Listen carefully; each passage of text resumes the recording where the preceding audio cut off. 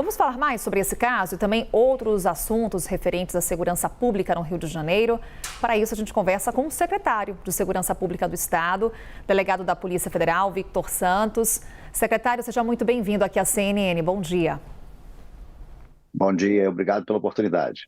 Bem, vamos lá, secretário. Basília Rodrigues está conosco, ela que viabilizou essa conversa com o senhor, bem como o Pedro Duran. Mas aqui eu inicio a nossa conversa falando sobre esse episódio, o que já sabemos sobre esse caso. Está clara a relação desses agentes com milicianos. E aí eu aproveito até para falar um pouco sobre a atuação da milícia no Rio de Janeiro com o senhor, que está há 3 meses no cargo e a atuação da milícia continua no Rio de Janeiro. Qual que é a estratégia da Secretaria para minar a atuação dos milicianos? O que ouvimos aqui, conversando com vários especialistas em segurança pública, é a necessidade de estrangulamento financeiro. Já houve uma grande operação aí no Rio, com o apoio do Comitê de Inteligência Financeira e Recuperação de Ativos. É o caso de insistir nesse tipo de ação? Bom dia. Primeiro vamos falar dessa cena absurda, né, que demonstra uma relação que não deveria haver entre policiais e milicianos. Nada justifica uma festinha dessa entre policiais que estariam ali para custodiar os presos, né, criminosos ligados a uma facção, e a gente, lamentavelmente, vê essa cena absurda. Com certeza, isso não representa a grande maioria de policiais militares do Rio de Janeiro. Eu não tenho dúvida que a Polícia Militar, com o seu secretário, e obviamente nós também com a nossa Corregedoria Geral Unificada, vamos estar atentos a esse procedimento, e esses policiais vão ter, com certeza, todo o rigor da lei para apurar as suas responsabilidades. Bom, em relação à milícia, né? A milícia é uma organização criminosa local, ela só existe no Rio de Janeiro, há décadas atuando no Rio, e a gente não tem dúvida que o caminho para asfixiar é a investigação financeira. Nós temos aqui no Rio o Cifra, né, um projeto bastante interessante, com várias agências trabalhando, estadual e federal. O COAF é um parceiro bastante interessante nesse tipo de investigação, porque nos ajuda a acompanhar e monitorar essa movimentação financeira.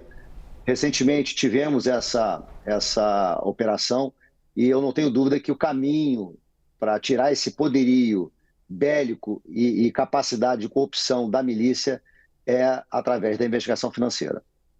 Basília? Secretário, tudo bem? Muito bom dia. Obrigada por entrar ao vivo aqui com a gente no Novo Dia, fazendo esse panorama sobre como que está a segurança pública no Rio de Janeiro. Queria que o senhor descrevesse, então, o senhor citou aí algumas ações recentes. O Rio sempre está no destaque da notícia quando o assunto é segurança, para falar de violência. Como o senhor está à frente desta área, deste grande problema, que é um problema social também dentro do Estado, como que o senhor descreveria, então, a segurança pública hoje no Rio de Janeiro? Bom, estamos apenas 3 meses no cargo, né? Estamos terminando um diagnóstico dos problemas que tem o Rio de Janeiro. Muitos deles a gente já conhece de muito tempo. Eu sou policial federal, atuei durante muitos anos no Rio de Janeiro, então conheço as instituições, conheço essa realidade do Rio de Janeiro. A gente, durante muito tempo, durante muitos anos, teve uma política no Rio de Janeiro de tratar o Rio como um entreposto de drogas e armas, né? Mas, na realidade, esse quadro já mudou há muito tempo. Nós temos um consumo muito grande. Então, hoje nós demandamos drogas e armas de outros estados e de outros países. Essa é uma realidade. Então, nós somos consumidores. Então, por isso, é interessante a política de cooperação e integração com outros estados. Eu sou policial federal, não quero aqui jogar a responsabilidade para o governo federal, porque, naturalmente, existe um discurso de que arma e droga não se produz no Rio. Tá? Então, nós temos essa realidade, que nós somos consumidores disso, né? Os criminosos no Rio compram armas para proteger os seus territórios, e hoje não é só a questão de milícia ou tráfico, já se uniram em algumas partes. O tráfico também viu uma oportunidade de outras receitas que não só a venda de drogas. Então, essa é uma realidade que nós temos no Rio de Janeiro. O Rio de Janeiro é o quarto, o menor estado do Brasil. é o terceiro mais populoso e o segundo maior PIB. Isso torna o Estado do Rio de Janeiro muito atrativo para essa criminalidade, né? E essa disputa de território, ela é muito próxima, porque o Rio de Janeiro é pequeno. Então, nós temos uma densidade demográfica imensa e temos regiões dominadas por essas facções muito próximas uma das outras. Então, toda vez que a gente faz uma investigação, enfraquece uma organização, naturalmente o rival vê aí uma oportunidade de dominar esse território. E esse é o nosso desafio, tentar trazer ordem, né, e paz, não só para a população, e como comumente se diz, do asfalto, mas também e principalmente para aquelas que estão nas comunidades e que viram verdadeiros reféns dessas organizações criminosas. Pedro? Secretário, tudo bem? Obrigado por conversar com a gente. O Instituto Fogo Cruzado aponta que no ano de 2023, Rio de Janeiro teve cerca de 3.000 tiroteios. A gente vê o Rio de Janeiro começando o ano de 2024 com uma série de operações da Polícia Militar e da Polícia Civil tentando desarticular não só o tráfico, mas também a milícia. E a consequência dessas operações acaba sendo pessoas mortas, a maioria delas suspeitos, mas também policiais baleados. Eu queria entender duas coisas muito objetivas do senhor. Primeiro, uma operação que tem como consequência pessoas mortas, na tua avaliação, é uma operação bem-sucedida? E segundo, qual é a estratégia para atuar em meio a uma tentativa do Comando Vermelho de ocupar e dominar áreas da milícia hoje no Rio de Janeiro, que tem causado terror e pânico para a população? Bom dia, Pedro. Olha, a gente tem um problema complexo e a gente não pode achar que existe uma solução simples, né?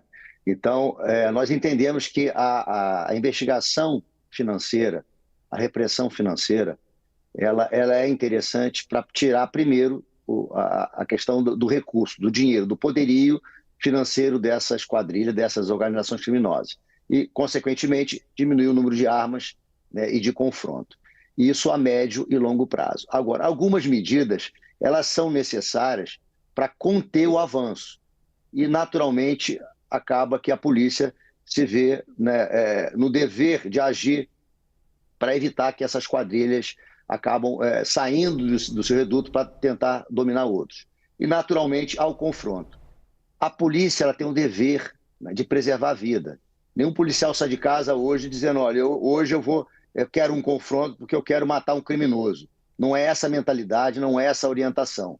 A decisão do confronto é do criminoso. Toda operação ela é planejada, né? Nesse planejamento, a superioridade operacional, ou seja, eu sei que naquela comunidade tem 10 criminosos armados e nós mandamos 50 policiais, ou seja, 5 policiais para cada criminoso. Isso, em tese, dentro da norma de planejamento, seria um fator inibitório para o criminoso reagir quando ele vê que a polícia está em número superior, né, seja materialmente ou pessoalmente.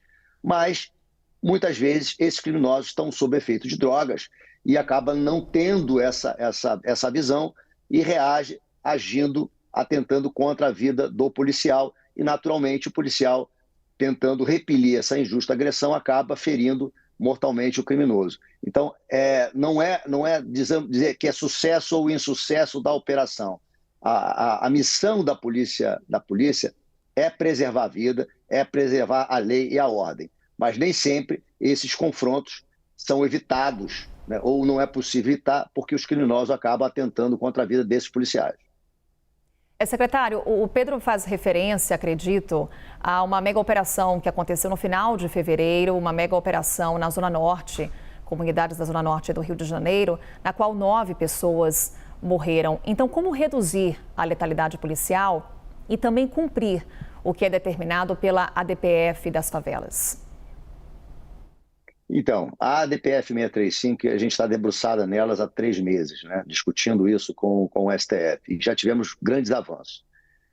O ISP, que é o nosso Instituto de Segurança Pública, é o órgão oficial que detém os dados oficiais sobre indicativos de criminalidade, desenvolveu um trabalho que a gente em breve vai publicar, e era uma necessidade da gente tentar mostrar essa correlação entre alto índice e letalidade, né? Por que determinadas regiões existe um alto índice de letalidade? E hoje nós conseguimos comprovar cientificamente, através de um método científico, tá? De que nas regiões onde há um alto índice de crimes contra o patrimônio praticados com violência ou grave ameaça, principalmente com o uso de arma de fogo, a letalidade policial acaba sendo maior. Então, hoje nós temos, o trabalho está sendo finalizado talvez essa semana, nós temos uma fórmula, né?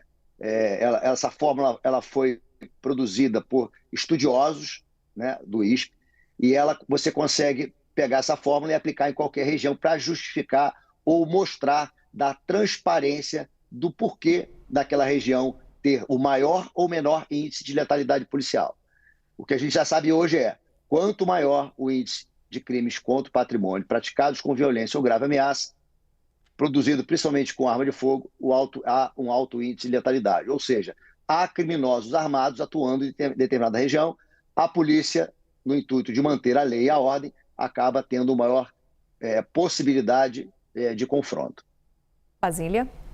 Secretário, o senhor, de uma maneira muito transparente, ao vivo aqui, para nós da CNN Brasil, fala desse grande desafio que é o combate à narcomilícia, né? Essa combinação que tem aí no Rio de Janeiro dos milicianos com os traficantes. Eu tenho uma curiosidade quanto como as decisões, os entendimentos aqui de Brasília repercutem aí no Rio de Janeiro. Hoje, aqui na capital federal, está em discussão a descriminalização do consumo ou do uso para consumo pessoal da maconha. Tem discussão no Supremo Tribunal Federal, tem discussão no Congresso também, que poderá aprovar alguma lei neste sentido. Qual a avaliação do senhor? Os defensores dessa ideia compreendem que é uma forma de separar usuário de traficante e aí até tornar de maneira mais efetiva as ações da polícia contra realmente quem trafica, quem lida com grandes quantidades de entorpecentes e acaba agravando o problema da segurança pública nas cidades. O que o senhor acha disso? A liberação do uso da maconha para consumo pessoal numa pequena gramatura. Bom, olha só, a gente não pode ter uma discussão romântica acerca desse assunto. O problema da droga não é um problema de polícia, é um problema de saúde pública, né? É uma portaria do Ministério da Saúde que diz que determinada droga causa dependência física ou psíquica. Essa é uma realidade. Então não é uma lei, não é a polícia quem vai determinar se esta ou aquela droga ela pode ser liberada em que quantidade. Entendemos que isso é uma questão médica de saúde pública. Algumas reflexões nós temos que fazer, né? Se é uma questão de saúde pública, será que o nosso sistema de saúde vai estar preparado para esse aumento? Porque naturalmente vai haver esse aumento de consumo. Isso é normal.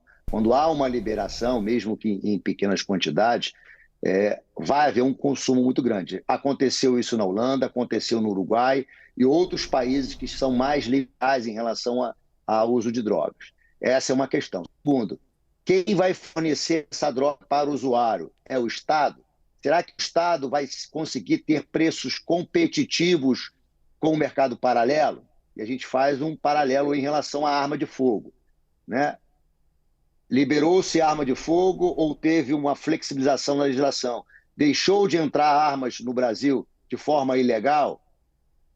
Cigarro, a mesma coisa. Existe um mercado legal de cigarro. Deixou com que entrasse cigarro de forma irregular ou ilegal no Brasil? Então, são questões que nós temos que discutir com mais profundidade, né? A polícia ela tem um papel importante, sim. O foco é o tráfico de drogas, sim, mas há uma relação que é uma relação milenar, que é a oferta e procura. Enquanto tiver quem procure, vai ter quem ofereça. Então a gente não pode fazer com que a gente tenha uma discussão romântica em relação a essa questão, porque são N fatores que podem influenciar pelo sucesso ou insucesso de um projeto como esse. Pedro, para encerrarmos. Secretário, eu queria conversar com o senhor sobre a inteligência e a estratégia nas operações, porque toda vez que eu falo com o governador sobre polícia, ele frisa bastante o investimento dele em tecnologia para dar aparato para os policiais poderem trabalhar. Queria que o senhor contasse, para quem está acompanhando a CNN agora, quais são as tecnologias usadas pelos criminosos, porque eles também têm aprimorado as técnicas que eles têm usado de uma maneira que tem dado, inclusive, armamentos pesados, tecnologia arrojada. O que vocês estão percebendo nas ruas de mais preocupante dessa suposta profissionalização do tráfico da milícia em termos do dia a dia? Bom, Pedro, assim, como policial, né, há anos, e como cidadão, a gente vê, eu tenho filhos adolescentes, é uma preocupação nossa de ter os filhos na rua. E isso aqui preocupa a toda a população, é essa violência do dia a dia. Não é o traficante no morro armado, com um fuzil, que acaba afetando o nosso dia a dia. Claro que isso tem impacto, não tenha dúvida, né? A gente entender que existe uma área onde há décadas o Estado só se faz presente com a polícia, né? Essa é uma realidade, sim. Mas essa violência do dia a dia, no furto e roubo de um celular, furto e roubo de carro, isso é que afeta o dia a dia do carioca. E como eu volto a dizer, o Rio de Janeiro é um estado pequeno, então as áreas estão muito próximas. A gente vê, numa determinada região, o IPTU mais caro do Rio de Janeiro convivendo com uma comunidade de 200 mil habitantes, como é a Rocinha. Ou seja, realidades completamente diferentes a 200, 300 metros de distância. Então, isso acaba potencializando, não tenha dúvida, e causando esse receio por conta da população. Os índices de criminalidade vêm baixando significativamente. E o nosso desafio é como transformar esses bons índices em uma sensação de segurança. A tecnologia, ela é importante, sim. Veja o resultado, né, que a gente teve no Réveillon e no Carnaval. Essa tecnologia, o reconhecimento facial, hoje a Polícia Militar, né, tem aberto uma licitação para câmeras embarcadas em viaturas, essas viaturas que a gente vê na tela. Imagina todas essas viaturas tendo uma câmera voltada para fora e para dentro, identificando criminosos que estejam comandados e também fazendo leitura de placa, eventualmente num carro que esteja com alerta de furto ou roubo. Então vai dar uma agilidade melhor, vai dar uma assertividade melhor para a polícia. A gente acredita que tenhamos aí uma qualidade de segurança pública melhor para a população do Rio de Janeiro. Secretário Victor Santos, secretário de Segurança Pública do Rio de Janeiro, mais uma vez, obrigada por essa conversa aqui conosco na CNN. Até uma próxima, um bom trabalho. Obrigado e eu agradeço a oportunidade. Tenham todos um bom dia. Obrigada, Pedro. E Basília, que foi quem conseguiu essa conversa com o secretário. Até já, Pedro. Até já, Basília.